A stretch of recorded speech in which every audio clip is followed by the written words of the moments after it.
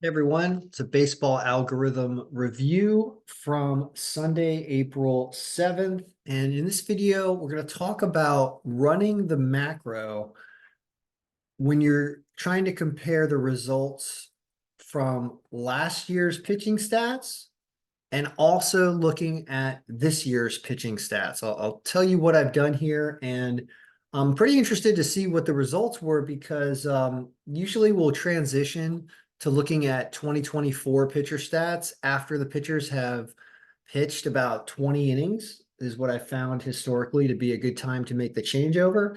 However, even after just one start for many of these pitchers, the results were pretty good, and I'll kind of show you what we did here.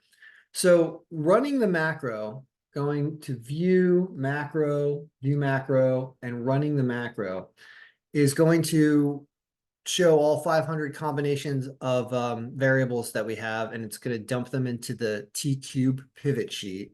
And you're going to end up with a pivot table in the T-cube pivot, which will show you how you did each year. So 2023 is what we've been using, and that's 2023 pitcher stats for most pitchers.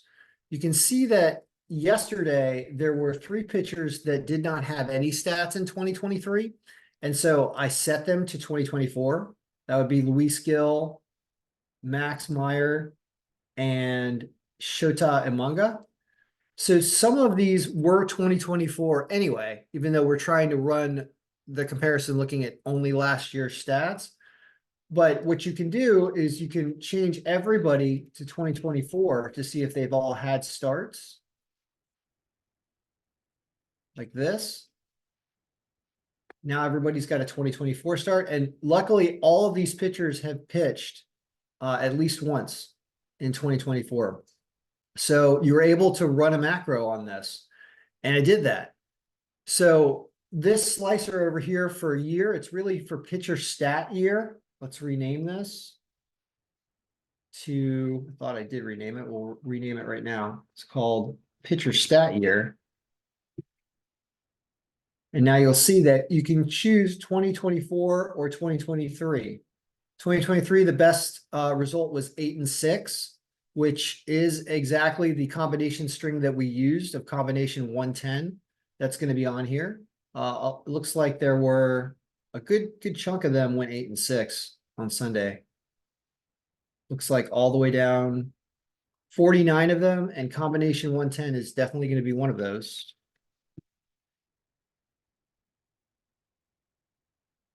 Oh, it says, oh, okay. Sorry. So it says it's only 6 wins, but that's because it's not including those pitchers that we had to use for 2024. That's why this is a little complicated to look at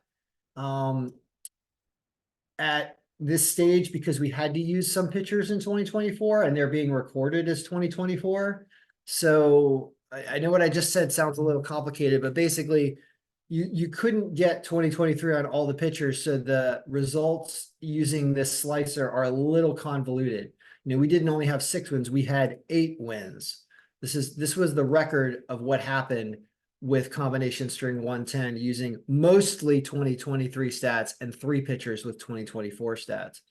But when you run it at 2024, all 2024 stats, which is this, you don't have a day that really goes 14-1, because keep in mind that 3 of those pitchers were 2024 anyway, but you do have this combination, 308. 308 at 2024 stats ends up going 11-3. All right, so this is what I'm trying to get at in this video, is that 2024 had some results that were better than 2023 already. And that's good to know. It means that you want to run that, and you might want to use 2024 stats even going forward as of right now.